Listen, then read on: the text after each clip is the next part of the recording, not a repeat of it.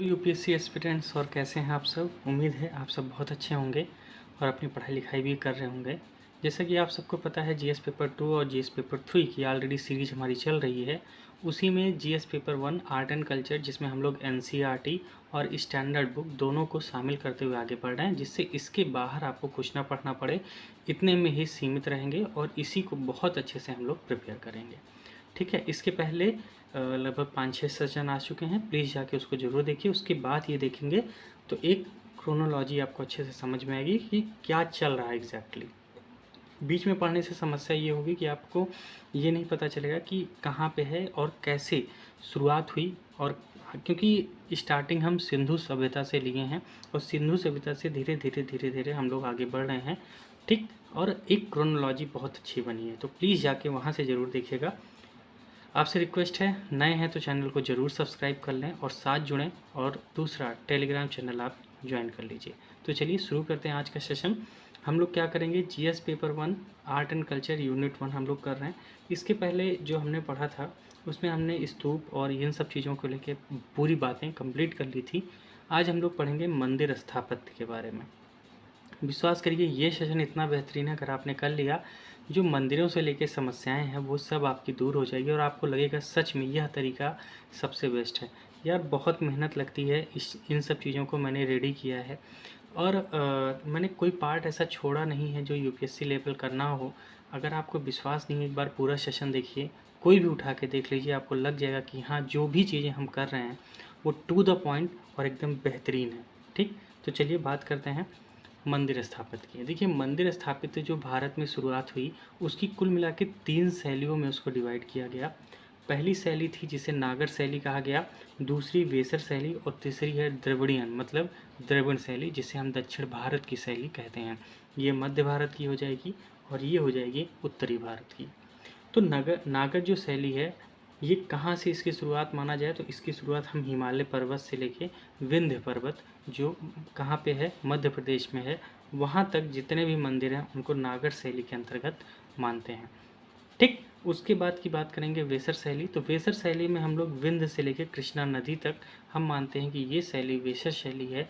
उसके बाद बात करेंगे द्रविड़ियन शैली की, जो कृष्णा नदी से लेकर नीचे एकदम कन्याकुमारी तक के जितने मंदिर हैं उन्हें हम द्रविड़ शैली में बांटते हैं। तो ये बात मुझे लगता है एकदम क्लियर हो गई होगी कि जो मंदिर स्थापत्य है उनको भारत में 3 प्रमुख कैटेगरी में बांटा जाता है, 3 शैलियों में बांटा जाता है। पहला नागर, दूसरा वेसर और तीसरा द्रविड़ शैली। ठीक, फिर से बता दे रहा हूँ, नागर हिमालय से विंध्य, वेसर विंध्य से कृष्णा और तीसरा है द्रविड़ कृष्णा से लेके कन्याकुमारी तक। ठीक, तो आज हम लोग पूरा डेडिकेटेड रहेंगे नागर शैली पे, और नागर शैली में एग्जैक्टली क्या क्या पढ़ना है उन सबको बात करेंगे। चलिए आइए देखते हैं। नागर शैली क्यों कहा जाता है नागर शैली, क्योंकि इनका सर्वप्रथम विकास नगरों में हुआ, इसीलिए हम इसको नागर शैली कहते हैं। कुल मिला के जो इसमें हमें पढ़ना है वो पढ़ना है गुप्त साम्राज्य को, कि इन्होंने बहुत सारे मंदिर बनाए। और आप जानते हैं इनका जो गुप्त साम्राज्य था उनका हिमालय से विंध्य तक का ही क्षेत्र था। उसके बाद खजुराहो, उड़ीसा और सोलांकी, इनके बारे में भी हमें पढ़ना है। ये गुप्तोत्तर के बाद हैं लेकिन पढ़ना है हमें, ठीक है, इस बात को ध्यान रखिएगा। आइए बात करते हैं गुप्त काल में कौन कौन से मंदिर बने और उनका क्या क्या नाम था। सबसे पहला देखा जाए तो दशावतार मंदिर, ये देवगढ़ यूपी। ठीक है, बहुत ही इम्पॉर्टेंट। रीज़न क्या है कि एक बात ध्यान रखिएगा, जो गुप्त काल के मंदिर थे उसमें ज़्यादातर विष्णु जी के मंदिर हैं, क्योंकि ये जो थे ये अपने आप को वैष्णव धर्म से समझते थे, इसलिए इन्होंने क्या किया, विष्णु के मंदिरों पर ज़्यादा फोकस किया है। और भी हैं, ऐसा नहीं है, लेकिन ज़्यादातर विष्णु पे हैं, इतनी बात ध्यान रखिएगा। तो 10 अवतार, जैसे आप जानते हैं 10 अवतार किसके हैं, वो विष्णु जी के ही हैं, तो उन्हीं का मंदिर देवगढ़ यूपी। भीतर गांव, ये भी विष्णु जी का मंदिर है, कानपुर में है, अभी भी ये मंदिर सभी अभी भी ये मंदिर हैं, तो इस बात को ध्यान रखना है, ठीक है। तो ये भीतर गांव का मंदिर है, कहाँ पे है, कानपुर यूपी। भूमरा का शिव मंदिर ये एमपी में है। उसके बाद नचना कुठार मंदिर एमपी में है। एरण का मंदिर ये भी एमपी में है, और तिगवा का मंदिर ये भी एमपी में है। अगर आपसे कहे गुप्त काल के ज़्यादा मंदिर कहाँ पे है एमपी में, तो कहिएगा हाँ सही बात है, ज़्यादातर मंदिर एमपी में है, क्योंकि वो बहुत बड़ा क्षेत्र था जो गुप्त साम्राज्य के पास था। तो क्या बातें ध्यान रखनी है, इन बातों को ध्यान रखना है। रीज़न क्या है, आपसे हमेशा वो क्या करेगा, जो यूपीएससी में नागर शैली, वेसर शैली और द्रविड़ शैली से मिलान दे देगा कि यह मंदिर किस शैली से है, तो आप परेशान हो जाएंगे। तो कहीं एरण आप ये लगा दें कि ये नागर से नहीं, कहीं द्रविड़ शैली मतलब दक्षिण की शैली से है, तो ऐसा ना हो, इसलिए इन बातों को ध्यान रखना है कि ये नागर शैली के ही मंदिर हैं। आगे बात करेंगे खजुराहो के बारे में, क्योंकि इनका भी शासनकाल रहा है। तो खजुराहो में कछवाहा और चंदेल के जो राजपूत थे उन्होंने बनवाया। कुल मिला के इनके द्वारा जो बनाए गए थे ये 4 भागों में बांटा गया: शिव मंदिर, जैव मंदिर, वैष्णव मंदिर और शाक्त। शाक्त मतलब शक्ति को जो पूजा जाता है, ठीक है, जैसे नवरात्रि में देवियों को पूजा जाता है ना, उसी तरह शक्ति वही है, देवी जो है नौ दुर्गा, उन्हीं को पूजा जाता है, तो उन्हें शाक्त कहते हैं। ठीक, तो शिव का कौन से मंदिर खजुराहो से संबंधित हैं? जैसे कंदरिया महादेव, एक बार फोटो सर्च कीजिएगा, भव्य मंदिर है, ज़बरदस्त। उसके बाद है विश्वनाथ का मंदिर, उसके बाद है मतगेश्वर, है ना, मतगेश्वर का मंदिर, फिर है दुलादेव का मंदिर। ये मंदिर हैं शिव के। जैन के हैं पार्श्वनाथ और शांतिनाथ के मंदिर। किसके द्वारा बनाया गया, ध्यान रखिएगा, खजुराहो। ये भी मिलान करने को आपको दे सकता है, खजुराहो, उड़ीसा, सोलंकी या गुप्तकाल। ठीक, तो इस बात को ध्यान रखना है। आगे वैष्णव, वैष्णव में चतुर्भुज, वामन, लक्ष्मण और वराह, ये सब मंदिर हैं किसके, वैष्णव के। इस बात को ध्यान रखना है। किसके अंतर्गत बनाया गया, कछवाहा और चंदेल के द्वारा। याद कीजिए शाक्त 64 योगिनी मंदिर 2021 में सवाल आया था, चांदवेल और यहाँ लिखा था ना चंदेल और खछवाहा, तो इस बात को ध्यान रखिएगा, क्वेश्चन हमेशा पूछा जाता है। ठीक, अगला है जगदम्बा मंदिर, ये भी किस शासनकाल में बनाया गया, इन्हीं के शासनकाल में। ठीक, तो मुझे लगता है यहाँ तक आप एकदम क्लियर होंगे कि ठीक है भैया, नागर शैली शुरू कर रहे हैं। नागर शैली में गुप्त काल हैं, खजुराहो हैं, उड़ीसा हैं और सोलंकी हैं। गुप्त काल के इतने सारे मंदिर थे, खजुराहो और चंदेल जो खजुराहो में आते हैं, इन्होंने कुल मिला के 4 धर्मों के बनाए। देखा जाए तो शिव, वैष्णव और शाक्त ये तीनों एक ही धर्म हैं, लेकिन ईश्वर को यहाँ माना जाता है शिव, वैष्णव और शाक्त, इस वजह से हमने उस हिसाब से बांटा गया है। लेकिन तीनों हिंदू धर्म, जिसे सनातन धर्म कहा जाता है, उससे संबंधित है। लेकिन ये दोनों किससे संबंधित है, जैन धर्म से संबंधित है। अब हम लोग बात करेंगे उड़ीसा की। स्पेस नहीं था इसीलिए मैंने नीचे किया है, आप भी ऐसे ही बना सकते हैं और इसको 2-3 बार देखेंगे, आपको एकदम रट उठेगा, विश्वास करिए। उसके बाद आप PYQ लगाइएगा, चाहे प्रीलिम्स के या मेंस के, आपको कहीं दिक्कत नहीं आने वाली है। ठीक, चलिए बात करते हैं उड़ीसा। देखिए, उड़ीसा के जो मंदिर थे उन्हें कुल मिला के 3 भागों में बांटा गया। एक तो कोणार्क का सूर्य मंदिर, और दूसरा है भुवनेश्वर, और तीसरा है पुरी का मंदिर।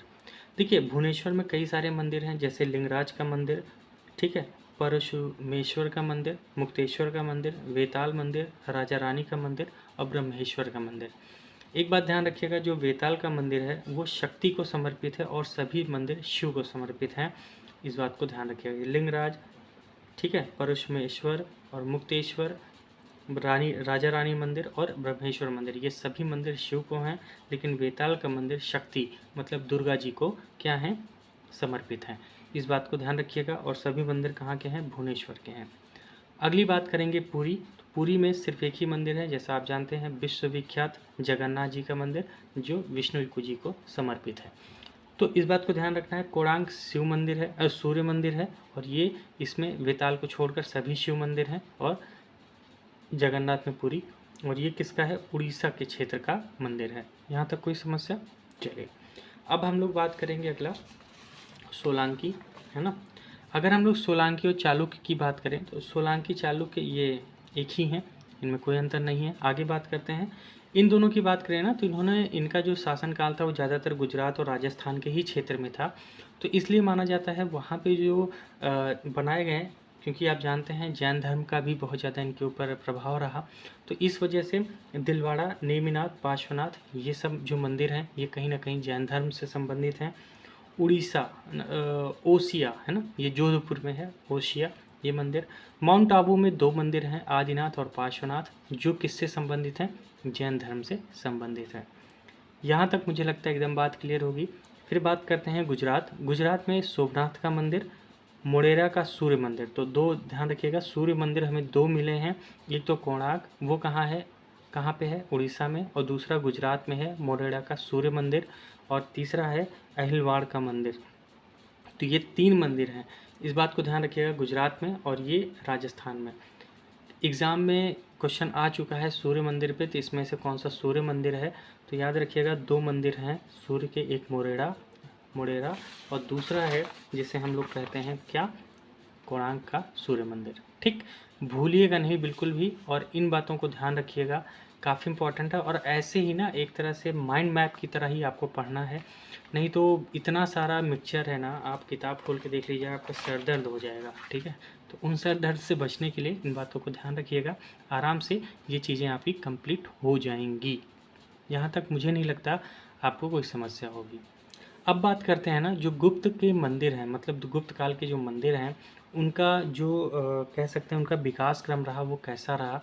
काफ़ी इंपॉर्टेंट है इस बात को समझना, क्योंकि देखो अगर आपने किसी चीज़ की भौगोलिक स्थिति, उसके विकास प्रक्रम जान लिया ना, तो आपका कोई भी उत्तर आएगा ना, आप गलत करोगे ही नहीं। कुछ ना कुछ तो आप लिख के आओगे और बेहतर ढंग से लिख के आओगे, विश्वास करो आप नंबर दूसरे से ज़्यादा गेन कर सकते हैं। कभी कभी क्या होता है, हमें चीज़ें पता तो होती है, लेकिन क्या होता है कि उसकी क्रोनोलॉजी नहीं पता, इस वजह से हम बहुत अच्छा फ्रेम नहीं कर पाते हैं। तो कभी भी ध्यान दीजिएगा ना, जब भी पढ़ाई करिए यूपीएससी में खासकर, जब भी पढ़िए तो क्रोनोलॉजी आपको समझ में आए तो उत्तर आप अपने आप लिख लेंगे। ठीक, लेकिन अगर आपको क्रोनोलॉजी नहीं पता किसी चीज़ की ना, तो उत्तर लिखने में आपको समस्या हमेशा बनेगी, हमेशा बनेगी। इसीलिए रटने पे नहीं, चीज़ों को समझने पे हमें जाना है। ठीक है, अब ये बताइए जो हमने अभी यहाँ पे माइंड मैप तैयार किया, कुल मिला के ये बातें, उसके बाद नागर शैली की ये सब बातें, ये क्या है, ये कहीं ना कहीं क्रोनोलॉजी तो दिखा रहा है भैया, अच्छी अच्छी बात है। अब अगर आपको कुछ नहीं, ये 4 बातें नहीं पता ना, इससे भी आप क्या कर सकते हैं, नागर शैली पे क्वेश्चन आएगा, ज़बरदस्त तरीके से लिख के आओगे, विश्वास करो ज़बरदस्त तरीके से। और जो पेपर भी चेक करेगा ना, वो भी कहेगा कि हाँ आपको गहरी नॉलेज है, हवाबाजी वाला नहीं है ना। चलिए अब बात करते हैं हम लोग गुप्त मंदिर। देखिए इसका जो विकास क्रम रहा ना, इसको हम 3 चरणों में बांटेंगे। एक तो है प्रथम वर्ग, फिर दूसरा है द्वितीय वर्ग और तीसरा है तृतीय वर्ग। क्या खास बात रही, देखिए अगर प्रथम वर्ग की बात करें तो इसमें गर्भगृह एवं मंडप का स्थान होता था। सिर्फ 2 चीज़ें होती थी, एक गर्भगृह होता था और एक मंडप होता था। मंडप मतलब जैसे मान लीजिए कोई मंदिर है ना, जैसे मान लीजिए ये मंदिर है, तो ये मंदिर होता था ऐसे ऐसे, है ना। तो ये मान लीजिए गर्भगृह है बीच में, तो यहीं पे आगे एक छोटी सी जगह होती थी बस, जिसे हम लोग मंडप कहते थे। इस बात को ध्यान रखना, बस इतनी सी बात। तो 2 चीज़ें हमें शुरुआत में मिली, एक तो गर्भगृह मिला जिसमें भगवान की मूर्ति होती थी, और दूसरा मंडप का स्थान जहाँ लोग बैठते थे। ठीक, ऐसे कौन से मंदिर हैं, 2 हैं। एरण का विष्णु मंदिर, ये एकदम शुरुआती स्टेज के मंदिर हैं, जब सबसे पहले मंदिर बनने शुरू हुए थे वहाँ की बात है। तिगवा का विष्णु मंदिर, वहाँ ये ऐसे 2 मंदिर हैं जिसका गर्भगृह था और सिर्फ मंडप का स्थान था। अब दूसरी बात आते हैं द्वितीय वर्ग की, तो इसमें क्या था, गर्भगृह मंडप ये तो हमें पहले से मिला, लेकिन उसके बाद हमें ढका हुआ पद छिणा पथ, मतलब इसके आसपास हमें एक जगह मिल गई जो हमें क्या करती थी, ऊपर से ढक दिया जाता था, थोड़ा और ऊंचाई हो गई मंदिर की, और यहाँ पे हम क्या करने लगे थे, रहने मतलब आके मंदिर के चारों तरफ क्या करते थे, परिक्रमा करते थे। ठीक, ये तो हमें कब मिला, द्वितीय वर्ग में। तो द्वितीय वर्ग में कौन से ऐसे मंदिर हैं, जैसे भूमरा का शिव मंदिर, नचना कुठान का पार्वती मंदिर, तो ये सब चीज़ें ध्यान रखिएगा। अब ऑप्शन में आपसे ध्यान रखिएगा कि भूमरा का मंदिर किससे संबंधित है या किस देवता से संबंधित है, ध्यान रखिएगा शिव से संबंधित है। उसी तरह एरण और तिगवा किससे संबंधित है, विष्णु से संबंधित है। नचना कुठार का मंदिर किससे संबंधित है, पार्वती माता जी संबंधित है ना, समर्पित है। इस बात को ध्यान रखना, नहीं तो पता चले पता तो है नचवा कुठार, लेकिन यही नहीं पता पार्वती जी से संबंधित था, और ऑप्शन में ये आ गया, कहा सर पढ़े बहुत थे लेकिन पता नहीं क्या पूछ लिया यूपीएससी। तो थोड़ा सा लॉजिकल रहना है, बेसिक्स को बहुत अच्छे से क्लियर करते रहना है। ठीक है, विश्वास करिए ना, अगर आपने इतना अच्छे से कर लिया, उसके बाद ना जो भी क्वेश्चन यूपीएससी देगा ना, वहाँ आप एलिमिनेट कर पाओगे। फिर से कह रहा हूँ, एलिमिनेट कर पाओगे, नहीं तो हमेशा प्रॉब्लम बनी रहेगी। ठीक है, इसीलिए बहुत बारीकी से हाइलाइटर का भी यूज करिएगा, बढ़िया से कीजिएगा। तीसरी बात करते हैं तृतीय वर्ग की, तो यहाँ पे क्या मिला, गर्भगृह मिला, मंडप मिला, प्रदक्षिणा पत्र यहाँ तक तो मिल ही चुका था। उसके बाद हमने शिखर बनाया, शिखर ऊपर जैसे आज जानते हैं जो आज के मंदिर हैं जो आपको दिखते हैं, ये था। तो पहले शिखर नहीं था, 2 स्टेप तक तो हमारे पास शिखर नहीं था, हम एकदम सपाट बनाते थे, जैसे आज घरों की छत बनती है एकदम सपाट, जैसे यहाँ मैंने बनाया है ना। तो तीसरे में हमने जाके क्या मिल गया, ये मिल गया, सीधी सी बात। ओके, चलिए, तो यहाँ पे कौन से मंदिर हमें देखने को मिलेंगे? दशावतार का विष्णु मंदिर, भीतरगांव का विष्णु मंदिर। ठीक है, अब भीतरगांव आपसे पूछ सकता है भीतरगांव का मंदिर किस देवता से संबंधित है, तो आप क्या बताएंगे? विष्णु। ठीक, नहीं तो बोलिएगा नहीं, नहीं तो पता चला शिव और पार्वती और लेके कन्फ्यूज रहोगे। कन्फ्यूज नहीं होना है, ठीक है। चलिए, तो कुल मिला के जो हमने यहाँ बात की थी, दशावतार, भीतरगांव, भूमरा का शिव मंदिर, नचना कुठार, एरहन और तिकवा, ये हमने क्या किया, पूरी बातें समझ ली। और ये भी समझ लिया भैया कि कुल मिला के जो मंदिर हैं उनकी जो विकास क्रम है वो कैसे हुआ। तो कुल मिला के 3 चरणों में हुआ। यूपीएससी क्वेश्चन क्या पूछ सकता है? यूपीएससी आपसे क्वेश्चन ये पूछ सकता है कि गुप्तकालीन मंदिरों के विकास क्रम को समझाइए उदाहरणों के साथ। तो आप क्या करेंगे, यही तो बताओगे ना। सबसे पहले बता देना कि ऐसा ऐसा था, ये था, इसी को डिटेल में लिख के आना है आपको, डिटेल में, बस थोड़ा सा ज़्यादा लिख के आना है। ठीक है, बस क्या होना चाहिए, माइंड मैप, और जो क्वेश्चन होगा उसी के अकॉर्डिंग हम फ्रेमिंग करके चीज़ों को लिख देंगे। ठीक है, कहाँ से नंबर काटेगा, नहीं काट पाएगा ना। कुछ डायग्राम, फोटोज़ अगली बार जब हम लोग पढ़ेंगे, मतलब अगले सेशन में मैं आपको डायग्राम बना के बताऊंगा, कोई दिक्कत नहीं। बस आप वो चीज़ें क्या कर सकते हैं, इंक्लूड कर देंगे, नंबर आपका बहुत अच्छा हो जाएगा। अब हम लोग बात करते हैं ना मंदिरों के प्रमुख अंग, बहुत इंपॉर्टेंट है, विश्वास करिए। आप अभी क्या कर सकते हैं, इसके साथ इन चीज़ों को जोड़ सकते हैं। आपका यही तो करना है। अगर आपसे गुप्त काल के मंदिरों के विकास क्रम पूछ रहा है यूपीएससी, तो क्या बताएंगे आप? पहले ये तो बताएंगे, उसके बाद उनके प्रमुख अंगों को भी बता देंगे, भैया पहले ये था, बाद में ये चीज़ें जोड़ी गई, तो उसका मतलब ये निकल के आया। बस यही तो करना है आपको, है ना। चलिए, तो प्रमुख अंग में यूपीएससी प्रीलिम्स में भी आ सकता है, मेंस में भी आप लिख सकते हैं, धूमधाम से लिख सकते हैं। तो पहला अंग क्या है? कलश। कलश क्या होता है? शिखर का शीर्ष भाग, सबसे ऊपर देखेंगे आप, एक कलश होता है। अगर आप आज भी पूजा पाठ कर रहे होंगे घर में, तो वहाँ देखते होंगे कलश बैठाया जाता है ना। तो जो कलश बैठाया जाता है वो सबसे ऊपर होता है, हमेशा पूजा के स्थान पे भी सबसे ऊपर बैठाया जाता है, इसीलिए उसको शीर्ष स्थान कहा गया है मंदिरों में। लेकिन ये किसकी बात रही? नागर शैली की। लेकिन विमान, जो विमान है ना, वहाँ द्रविड़ मंदिरों में हमेशा विमान को हमने कहा है कि वह शीर्ष भाग है। कहने का तरीका है बस, यहाँ कलश कहते हैं, वहाँ विमान कहते हैं, कंफ्यूज नहीं होना है। यूपीएससी क्या करेगा? चेंज कर देगा, कहेगा भैया शिखर जो है विमान, ये किसका? नागर शैली का है, और कलश जो है वो द्रविड़ शैली का है। तो कंफ्यूज नहीं होना है, कलश किसका है? नागर शैली का, विमान किसका है? द्रविड़ शैली का, नहीं भूलना, ठीक है, नहीं भूलना। अगली बात करते हैं आमलक। आमलक मतलब क्या होता है? जैसे आप जानते हैं, कलश के नीचे हमेशा आम के पल्लों, मतलब आम की पत्तियां होती हैं, उसके ऊपर कलश रखा जाता है। तो इसी तरह मंदिर का जो ऊपरी भाग बनाया जाता था, उसमें क्या किया जाता था? कलश रखा जाता था, और नीचे आम की पत्तियों जैसी डिज़ाइन दी जाती थी, जिसे हम लोग क्या बोलते थे? आम लक। तो ये क्या है? कलश के नीचे का भाग है, सीधी सी बात। अगली बात है तोरण। देखिए, नागर शैली में मंदिरों का जो प्रवेश द्वार होता था उसको तोरण कहते थे। क्या कहते थे? तोरण। लेकिन गोपुरम क्या है? अब देखिए, जो गोपुरम है ये द्रविड़ वास्तुकला की बात है। द्रविड़ में तोरण को ही गोपुरम कहते हैं। गोपुरम मतलब क्या हुआ? एक पिरामिड नुमा स्थान, मतलब पिरामिड ऐसे होता है ना, पिरामिड ऐसे त्रिभुज के आकार में, उसका प्रवेश द्वार बनाया जाता था। देखिए, कुछ नहीं, बस शैली बदली है, नाम बदला है, काम वही है। यूपीएससी यही कहेगा, तोरण द्रविड़ शैली वास्तुकला के अंतर्गत पिरामिड नुमा प्रवेश द्वार मंदिरों का था। फिर दूसरे ऑप्शन में कहेगा गोपुरम नागर शैली के मंदिरों का प्रवेश द्वार था। निम्नलिखित कथनों पर विचार कीजिए। 1 2 3, पता चला दोनों गलत है। तो इसीलिए थोड़ा सावधानी से हमें इन बातों को ध्यान रखना है। विश्वास करिए, इतनी बेहतरीन नोट्स हैं ना ये यार। मैं ज़्यादा बड़ाई नहीं करूँगा, बस इतना कहूँगा कि आप ढूंढ डालिए, आपको इतने क्रिस्प तरीके से और सटीक तरीके से अगर कहीं मिलेगा तो आप मुझसे बताइएगा, ठीक है। चीज़ें करिए, बहुत मेहनत करने की ज़रूरत है, तब जाके एक आईएएस ऑफिसर बनता है कोई, है ना। तो लापरवाही नहीं करना है, हर सेगमेंट को अच्छे से कंप्लीट करके जाना है एग्ज़ाम में, ठीक है। चलिए, अगली बात करते हैं जगमोहन। जगमोहन क्या होता है? ये भक्तों को एकत्र होने का स्थान है।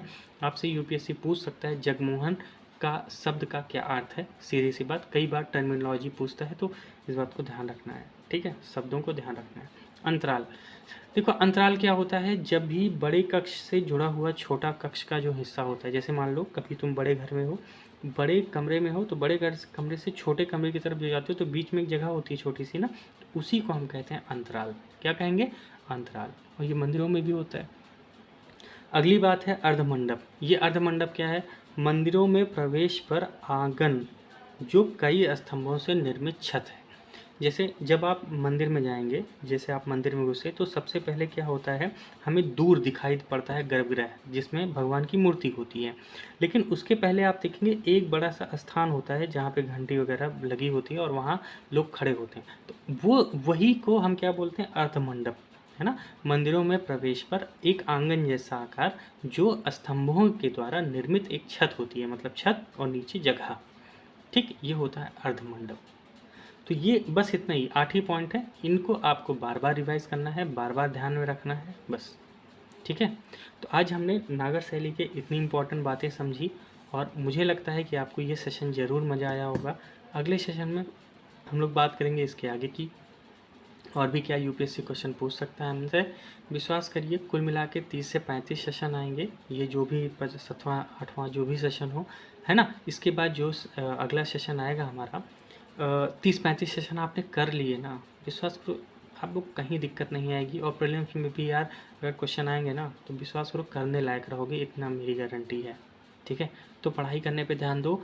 क्या हो रहा है देश दुनिया में, बहुत लोग बिना मतलब की चीज़ें मैं देख रहा हूँ यूट्यूब पे फैली हैं, उन सब से दूर हटिए। चीज़ें एग्जैक्ट पे आइए जो आपको सच में आपकी को आगे लेके जाए, ना कि बस आपको भ्रमित करता रहे और बाद में पता चला मिला कुछ नहीं, बस दौड़ते रहे इधर से उधर। ठीक है, चलिए ऑल द बेस्ट, फिर नए सेशन में मिलेंगे, तब तक के लिए आप सबका बहुत बहुत धन्यवाद। All the best to all of you. पढ़ाई करते रहिए, एंजॉय करते रहिए, ज़िंदगी आपकी है, संवारना आपको है।